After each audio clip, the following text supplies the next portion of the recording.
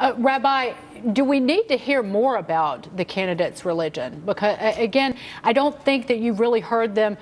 Donald Trump certainly doesn't wear his religion on his sleeve, but would you like to hear them talking more about their faith? Absolutely, Dagan, and I think the media is the one that can make that happen. I've been surprised because I was invited not too long ago to Donald Trump's boardroom to advise him and to pray for him. I do not endorse him or any other candidate, and I thought that more would come of that because there are so many evangelicals, strong Bible-believing Christians out there that really don't have a potential candidate in front of them that they can fully endorse. I think that the challenge for people of strong faith in this election is to recognize that just because there may not be a candidate that shares their particular viewpoint, that does not mean that they can't be involved in the political process. There are many examples in Scripture. For example, Pharaoh was advised by Joseph in Egypt. Daniel advised Nebuchadnezzar in the Hebrew Bible. And both Pharaoh and Nebuchadnezzar did not believe in the Judeo-Christian God, but yet God had people around them that advised them. And in the same way, people of faith today can pray, and I believe that the media can create opportunities where these candidates can be put on more of a hot seat to try to determine where they're really at. I think it's pretty obvious where some of them are at, however, even at this point. Right, Father, but I think that some of what's going on, and you can disagree with me, is that last year was the worst year on record for the persecution of Christians around the world.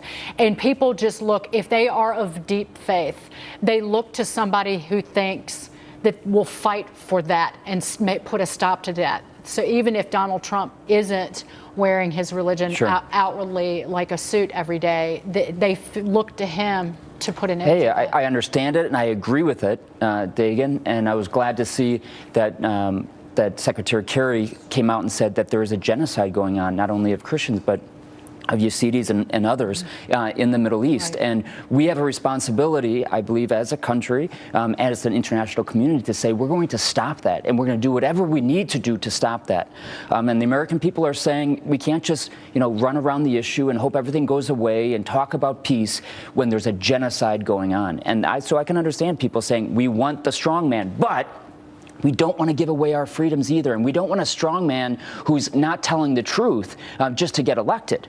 And that's the issue. It's a question of trust. Do I trust this man? Well, and Ted Cruz has been labeled by Donald Trump as Lion Ted. Why, and I'm going to ask you guys both this, why Ted Cruz's father is a preacher, is a minister, and the evangelical vote throughout the South favored Donald Trump. Yeah. Go ahead, Rabbi. I think the challenge, Dagan, I think the challenge is that people of faith that are astute are seeing that the candidates are kind of switching their positions based upon popularity, trying to win the election. And I think people of faith are seeing through that, and they're seeing a lot of hypocrisy in all the candidates, even if the candidates seem to be strong believers. I think a lot of strong believers really got behind Ben Carson because they believed that his faith was authentic. Unfortunately, he didn't have some of the other talent that was necessary to win. But here's the real issue when we're speaking of religion and politics.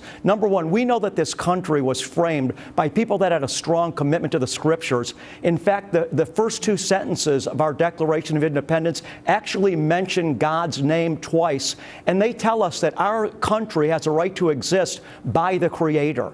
Today, what we're dealing with is this. Are the Scriptures absolute? In other words, religion can mean anything to anybody, but this country was based on the Scriptures. And as we're celebrating Easter coming up here this weekend, Good Friday today, the real question is this. Is Jesus just a man, or is he God that died on the cross for us? And here's really the question. Are the Scriptures historically accurate documents? And if the Scriptures are historically accurate documents, if they accurately record what Jesus said and what he did, then we have to make a decision. Is Jesus who he said he was? He's either a liar, he's a lunatic, or the Lord. And on this Good Friday, we have to ask ourselves, did Jesus really die on the cross for my sins? And if he did, we have to do something about it. I think I should invite the rabbi to come preach at my church. I love. Excellent. Let me just say, I love a good preacher.